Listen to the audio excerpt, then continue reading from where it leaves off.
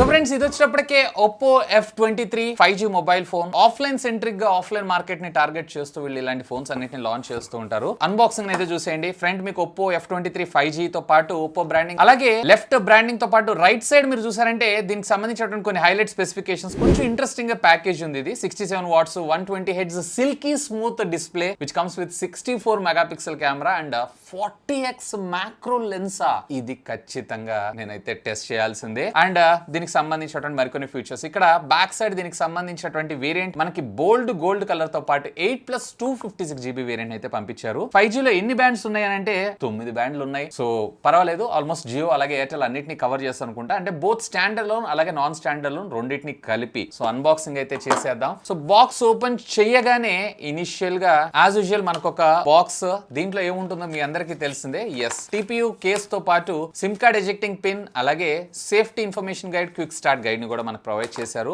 And interesting గా వీళ్ళు వచ్చేటప్పటికే plastic cover ని యూజ్ చేయలేదు, బటర్ పేపర్ ర్యాప్ తోటి పంపించారు, which is good to environment. ఖచ్చితంగా ప్రతి బ్రాండ్స్ ఇది ఇంప్లిమెంట్ చేయాలని చెప్పి నేనైతే కోరుకుంటున్నాను. కలర్ మాత్రం చాలా చాలా చాలా బాగుంది, గోల్డ్ కలర్ లో. దానికి మాత్రం ఒక ప్రీమియం ఫోన్ పట్టుకున్నటువంటి ఫీల్ అయితే ఖచ్చితంగా మీకు రావడం జరుగుతుంది, ముఖ్యంగా ఈ 2.5D కర్వ్డ్ వల్ల. అండ్ లెఫ్ట్ సైడ్ మీకు power on off button, right side మీకు volume up and down button తో పాటు సిమ్ కార్డ్ స్లాట్. బాటమ్ మీరు చూసారంటే type C primary microphone, 3.5 audio jack తో పాటు ప్రైమరీ స్పీకర్, అలాగే టాప్ మీకు secondary noise cancellation microphone provide చేస్తారు. మరి డ్యూయల్ స్టీరియో ఇచ్చారా ఇవ్వలేదా అనేది మనం లోపలైతే చూద్దాం. బాక్స్ ఓపెన్ చేయగానే మనకి ఇక్కడ 80 వాట్స్ కి సంబంధించిన ఒక చార్జర్ బ్రిక్, బట్ ఇది సపోర్ట్ చేసేది 67 వాట్స్ మాత్రమే. అండ్ ఇక్కడ మనకు ఒక type A to type C కి సంబంధించినటువంటి ఛార్జింగ్ కేబుల్ ప్రొవైడ్ చేశారు, అంతే. అండ్ దీనిలో మనకు ప్రొవైడ్ చేసినటువంటి TPU కేస్ కూడా ఒకసారి ప్లేస్ చేసి చూద్దాం దీని క్వాలిటీ ఎలా ఉంది ఏంటి అనేది. సైడ్స్ ఏవైతే ఉన్నాయో మనకి స్మోక్డ్ ఎఫెక్ట్ ని తీసుకొచ్చారు. సో సాధారణంగా మనకి ఎల్లో అవుతూ ఉంటుంది కదా, సో అది మనకు కనపడకుండా ఉండడం కోసం ఈవెన్ మనకి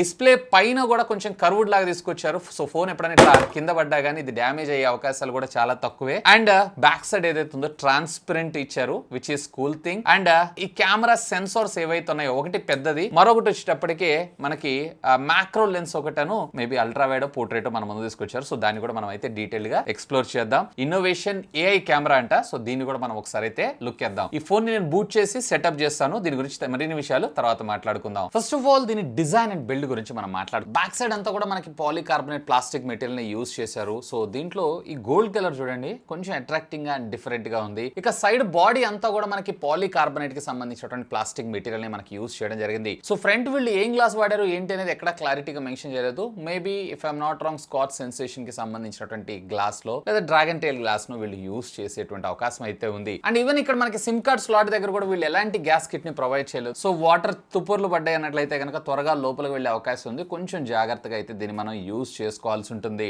ఇక టోటల్ దీని వెయిట్ వచ్చేటప్పటికే 192 గ్రామ్స్ గా మనకు రావడం జరుగుతుంది. ఒకవేళ మీరు TPU కేసు యూజ్ చేస్తున్నారు అన్నట్లయితే కనుక ఇది అరౌండ్ 210 గ్రామ్స్ దాకా మీకు వచ్చేటువంటి అవకాశం అయితే ఉంది. సో కాంపాక్ట్ గా స్లిమ్ అండ్ స్లిక్ గా పర్వాలేదు, ఇన్ హ్యాండ్ ఫీలింగ్ కూడా బానే ఉంది. ఇక దీనిలో పెర్ఫార్మెన్స్ విషయానికి వచ్చారు అన్నట్లయితే దీంట్లో క్వాల్కమ్ స్నాప్డ్రాగన్ కి సంబంధించినటువంటి 695 ప్రాసెసర్ ని మన ముందు తీసుకొచ్చారు. సో ఇది కొంచెం బెటర్ ప్రాసెసర్ ని తీసుకొచ్చుంటే బాగుండేది అనిపించింది. But day to day life లో అయితే మీరు మేనేజ్ చేసుకోవచ్చు, కానీ గేమింగ్ సెంట్రిక్ గా చూస్తున్నారు అన్నట్లయితే కనుక ఇది పెద్దగా మీకు ఉపయోగపడేటువంటి అవకాశం లేదు. అండ్ దీంట్లో మీకు వచ్చేటప్పటికే around 9 bands of 5G networking technology కూడా ఇది సపోర్ట్ చేస్తుంది. అఫ్ కోర్స్ నేను జియో అలాగే ఎయిర్టెల్ రెండింటిని టెస్ట్ చేస్తాను, పర్వాలేదు వీటి స్పీడ్స్ కూడా. ఇన్ఫాక్ట్ దీంట్లో మనకి LPDDR4X టెక్నాలజీకి సంబంధించినటువంటి ర్యామ్ అలాగే UFS 2.2 స్టోరేజ్ ని మన ముందు తీసుకొచ్చారు. ఇది అట్లీస్ట్ UFS 3.1 తీసుకొచ్చినా బాగుండేది అనిపించింది. అండ్ బై ద వే దీంట్లో మనకి విర్చువల్ ర్యామ్ సపోర్ట్ కూడా ఉంది. ఇప్పుడు నా దగ్గర ఉన్నటువంటి వేరియంట్ ఏదైతే ఉందో 8GB ప్లస్ దీంట్లో మళ్ళీ నేను విర్చువల్ ర్యామ్ సహాయంతో 8GB దాకా ఎక్స్పాన్షన్ చేసుకోవచ్చు. ఒకవేళ మీరు గనక ఎక్కువగా మల్టీ టాస్కింగ్ యాప్స్ వాడుతున్నారు అన్నట్లయితే మీకు ఉపయోగపడుతుంది, కానీ నార్మల్ రెగ్యులర్ జనరల్ యూసేజ్ కి పెద్దగా మీకు అంత పెర్ఫార్మెన్స్ అయితే ఏముండదు, జస్ట్ చెప్పుకోవడానికి మాత్రమే. సో ఇందులో మీకు వచ్చినప్పటికే కలర్స్ OS 13 మనకు అవుట్ ఆఫ్ ద బాక్స్ రావడం జరుగుతుంది. అదేనండి Android 13 బేస్ మీద మరొక 2 years పాటు సెక్యూరిటీ ప్యాచెస్ కాదు అప్డేట్స్ ని మనకు ప్రొవైడ్ చేస్తారు. అంటే Android 14 అలాగే Android 15 తో పాటు మీకు 3 years పాటు సెక్యూరిటీ ప్యాచెస్ కూడా మీకు రావడం జరుగుతుంది. బ్లాట్వేర్ కూడా పర్వాలేదు బానే ఉంది, బట్ ఆ బ్లాట్వేర్ ని కంట్రోల్ చేస్తుంటే బాగుండేదని నా అభిప్రాయం. ముఖ్యంగా చెప్పాలంటే హాట్ యాప్స్ అలాగే హాట్ గేమ్స్. అండ్ దీంట్లో బై డిఫాల్ట్ గా మనకి గూగుల్ డైలర్ ని మనకు ప్రొవైడ్ చేశారు. సో అవతల వాళ్ళకి మనం ఫోన్ కాల్ మాట్లాడుతున్నప్పుడు అవతల వాళ్ళకి రికార్డింగ్ అనేటువంటి నోటిఫికేషన్ అయితే రావడం జరుగుతుంది. ఒకవేళ మీరు ప్రైవసీ కోరుకుంటున్నారు అన్నట్లయితే కనుక ఇది మీకు కొంచెం డిసడ్వాంటేజ్ అయ్యే అవకాశం అవకాశం ఉంది. బట్ ఒప్పోకి సంబంధించినటువంటి ఓ డైలర్ యాప్ స్టోర్ నుంచి డైరెక్ట్ గా మీరు డౌన్లోడ్ చేసుకుని ఇన్స్టాల్ చేసుకోవచ్చు. దాని ద్వారా మీరు కాల్ రికార్డ్ చేసుకున్నారు అన్నట్లయితే అవతల వాళ్ళకి ఎలాంటి రికార్డ్ అవుతున్న నోటిఫికేషన్ అయితే వెళ్ళదు. ఇక దీనిలో డిస్ప్లే విషయానికి వచ్చారు అన్నట్టు 6.67 ఇంచెస్ కి సంబంధించినటువంటి ఫుల్ హెచ్డి ప్లస్ AMOLED అనుకుంటారేమో, కాదు IPS డిస్ప్లేనే. అది కూడా 120 హెర్ట్జ్ రిఫ్రెష్ రేట్ అయితే మనం తీసుకొచ్చారు. వీళ్ళు సిల్క్ స్మూత్ డిస్ప్లే అని చెప్పని అంటున్నారు. బట్ ఈ బడ్జెట్ సెగ్మెంట్ లో వీళ్ళు AMOLED తెచ్చి 90 హెర్ట్జ్ ఇచ్చినా గానీ బాగుండేది అనిపించింది. ఈవెన్ ఒకవేళ మీరు కనుక కాంటెంట్ ప్లే చేస్తున్నారు అన్నట్లయితే కనుక ఇది అప్ టు 1080p దాకా మాత్రమే మనకి వీడియో అయితే సపోర్ట్ చేయడం జరుగుతుంది. సో నార్మల్ గా ప్యానల్స్ అయితే కొన్ని వాటిలో మనకి 2K కూడా పనిచేస్తూ ఉంటుంది. అండ్ దీనిలో మనకి నార్మల్ వాల్యూమ్ కూడా 100% రావడం జరుగుతుంది. బట్ ఏదైతే మన రియల్మీ OnePlus లో ఏదైతే 200% వాల్యూమ్ బూస్ట్ టెక్నాలజీ అని అంటారు చూసారా, ఆ టెక్నాలజీని కూడా ఇందులో ఇంటిగ్రేట్ చేయడం జరిగింది. ఒకసారి ఆడియో క్వాలిటీ కూడా వినండి.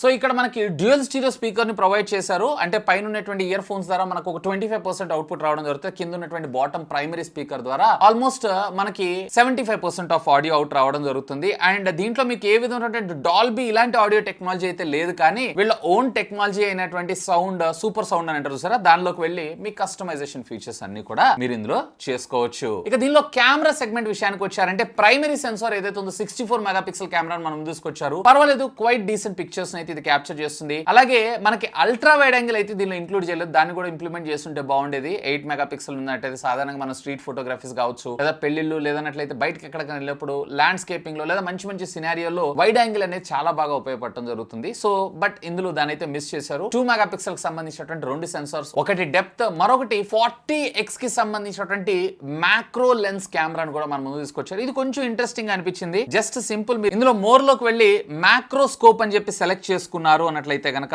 ఆటోమేటిక్ గా మీకు అంత డీటెయిల్ గా ఇక్కడ చూడండి, మీరు మ్యాక్రోస్కోప్ సెలెక్ట్ చేయగానే ఇక్కడ కనిపిస్తుంది మీకు ఫ్లాష్ లైట్ అనేది వెలగడం జరుగుతుంది. ఇది వెలిగిన తర్వాత డైరెక్ట్ గా మీరు కంప్లీట్లీ 40mm వరకు మీరు డైరెక్ట్ గా ఇక్కడ మీరు చూస్తున్నారు కదా, నేను ఆ టేబుల్ మీద ఉన్నటువంటి వుడ్ స్ట్రైప్ ఎలా ఉంది ఏంటి అనేది ఇది ఇక్కడ ఫోటోగ్రఫీ అయితే క్యాప్చర్ చేస్తుంది. ఇది అప్ టు 40x దాకా జూమ్ అనేది మనకి వెళ్ళడం జరుగుతుంది. ఏం లేదు, డీటెయిలింగ్ ఎక్కువ కావాలనుకుంటున్నారు అన్నట్లయితే కనుక ఈ షర్ట్ లో ఉన్నటువంటి థ్రెడ్ ని కూడా మీరు ఇక్కడైతే ఒకసారి చూడొచ్చు. ఆ షర్ట్ లో ఉన్నటువంటి ఆ కాటన్ ఏదైతే ఉందో ఆ కాటన్ ని కూడా మీరైతే ఇందులో చూడొచ్చు. ఆఫ్ కోర్స్ శాంపిల్స్ ని కూడా నేను ప్లేస్ చేస్తాను. సో ఒకవేళ మ్యాక్రో ఫోటోగ్రఫీ ఇష్టపడే వాళ్ళు ఉన్నారు అన్నట్లయితే కనుక డెఫినెట్లీ దీనిపైన ఒక లుక్ వేయండి. ఫ్రంట్ వచ్చేటప్పటికి వీళ్ళు 32 మెగాపిక్సెల్ కెమెరాని మన ముందు తీసుకొచ్చారు. పర్వాలేదు, క్వైట్ డీసెంట్ ఫోటోగ్రాఫ్స్ అయితే ఇది క్యాప్చర్ చేస్తుంది.